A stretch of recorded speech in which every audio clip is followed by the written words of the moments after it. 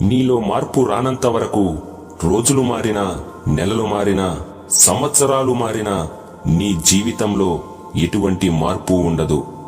మార్పు అనేది నీ నుండే మొదలవ్వాలి. జీవితం అనేది పారే నది లాంటిది. ఒకే చోట ఆగిపోతే నీరు మురికిగా మారుతుంది. అలాగే జీవితం కూడా అంతే. మార్పుకు సిద్ధంగా ఉన్నప్పుడే కొత్త ప్రపంచాన్ని చూడగలవు.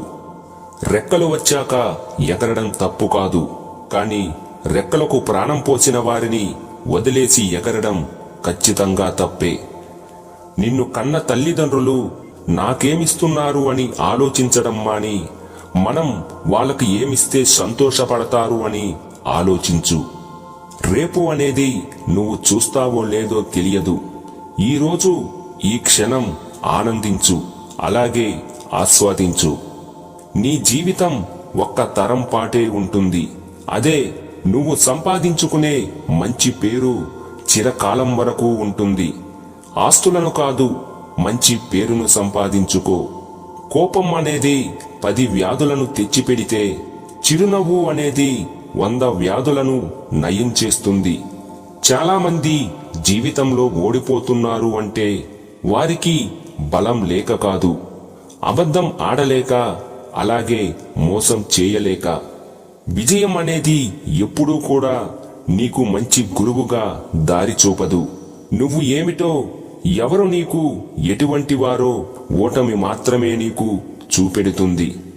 జీవితంలో ఒక మంచి గురువు ఒక్క ఓటమి మాత్రమే. ఒక మంచివాడు పతనమయ్యాడు అంటే ఎంతో మంది చెడ్డవాళ్లు ఒకటయ్యారు అని అర్థం. అవసరాన్ని బట్టి నీకు భజన చేసేవారు, అవకాశాన్ని బట్టి నిన్ను దెబ్బ కొట్టేవారు నీ చుట్టూ ఎంతో మంది ఉన్నారు.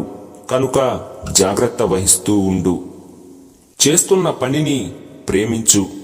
గెలుపు ఓటముల ప్రసక్తిని పక్కన పెట్టు.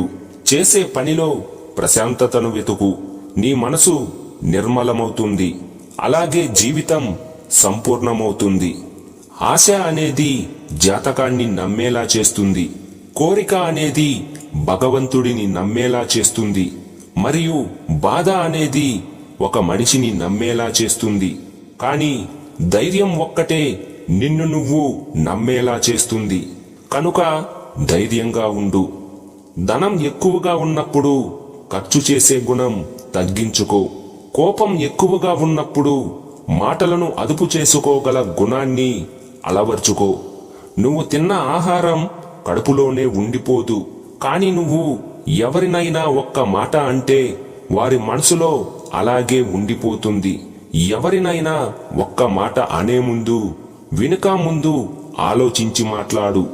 ఒక మనిషి తనను తాను గొప్పవాడు అనుకోవడం ఎంత పెద్ద తప్పో, అలాగే నేను తక్కువవాడను అనుకోవడం కూడా అంతే పెద్ద తప్పు. గొప్పవాడు అనుకోవడం గర్వానికి దారితీస్తే, తక్కువవాడను అనుకోవడం పిరికితనానికి దారితీస్తుంది.